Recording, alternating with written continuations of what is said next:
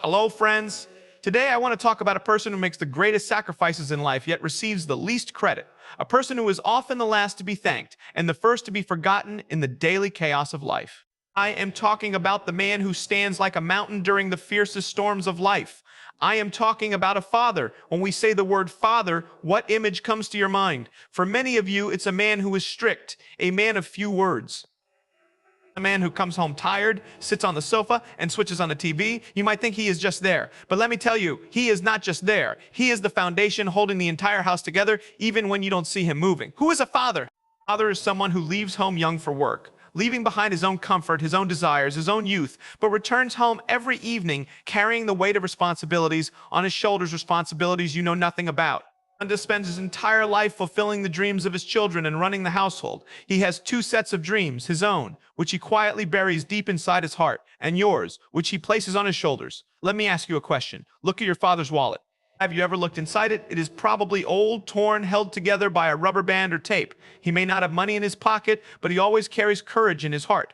He won't buy himself shoes worth $10. He will wear the same pair until the soles are coming off. But for your happiness, for your new shoes, your new phone, your new laptop, he will spend hundreds, even thousands, without thinking twice. Why? Because your smile is his profit. Your success is his retirement plan. The 9 months VZ is a lifetime. We all understand the love of a mother.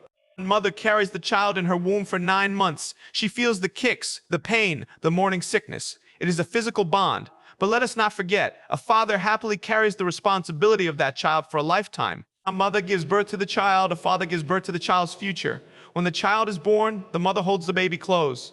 But who holds the mother and the baby? The father. He stands outside the delivery room, pacing back and forth, praying to every god he knows, promising that if everyone is safe, he will never ask for anything else again. That is the burden a father carries. The struggle to become a parent to all the young people out here, especially those between 14 and 25, I want you to understand something you may not have experienced yet. There are millions of people in this world, couples who don't have children. And they go through countless struggles, prayers, treatments, and hardships just to have one child. They spend their life savings in hospitals. They cry in private. They pray for a miracle. And the moment a child enters their life, that child becomes the center of their universe. From that moment on, the parents take the responsibility of that child's entire future upon themselves. From the first feeding bottle to the first school bag, from education to marriage to every small need, parents start saving little by little. Stop preparing for your future even before you learn to walk. A father will give away his entire life savings happily just for his children. He will sell his land, his car, his peace of mind just to see you settle. A father's unconditional promise. I am also a father. I have 2 daughters.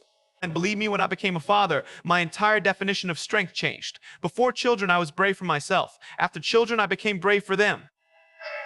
If someone guarantees me that climbing a mountain barefoot on rocks and thorns will secure my daughter's future, I will do it without hesitation. I will not ask for shoes. I will not ask for water. I will simply start climbing. And I tell you, every parent in this room would do the same. It doesn't matter if you are a businessman, a laborer, a doctor, or a professor. No matter how successful you are, when it comes to your children, you become just a simple, vulnerable parent. The world may admire you. Your colleagues may respect you. Your juniors may fear you.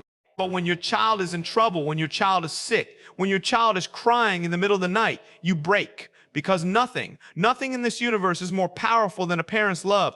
The strongest person in the world can become the weakest in front of their child's pain. The mother, and when we talk about fathers, we cannot forget the mother, because a mother's love can never be repaid. Who else can clean a child's mess with love? Think about it. When a child vomits or makes a mess, who is the first person to run and clean it without disgust? Only parents, and they do it with a smile. That's why parents are considered above everything, even above the gods. It is said, mother, father, teacher, God. First the mother, then the father, then the teacher, then God. A mother understands her child's pain without words. She has a sixth sense. She knows when you are lying, and she knows when you are hurt just by looking at your face. The pain of childbirth is one of the greatest pains a human can endure. Doctors say it is equivalent to breaking 20 bones at once. Yet a mother endures it with a smile just to bring a new life into this world. And after that, she endures sleepless nights, endless worry, and a lifetime of sacrifice. Remember this, the only relationship in this world without selfishness is the love of parents. I don't want anything from you except to see you successful, happy, and a good human being. The dangerous age, 14 to 20 now, I want to address the youth in this audience. Today's generation is actually the most talented generation ever. The exposure you have, the skills you possess, the intelligence, the technological understanding, it has never been seen before in history. You are brilliant, but the real challenge begins between the ages of 14 to 20. This is when your emotions and hormones start changing. This is when your body is growing, your mind is expanding, and you begin to see the world differently. You want to be independent. You want to make your own decisions. And this is natural. But slowly and dangerously, children start drifting away from their parents. Why? Because you want freedom and parents try to stop you. They put restrictions. They ask where you are going. They ask who your friends are. And in your mind, you think, they don't trust me. They are my enemies. They don't understand me. But let me tell you the truth. Our parents don't stop you because they want to ruin your fun. They stop you because they know the world. They have lived it. They know that this age can build your future or destroy it. One wrong friend, one bad habit, one wrong decision at 16, and you can derail your entire life.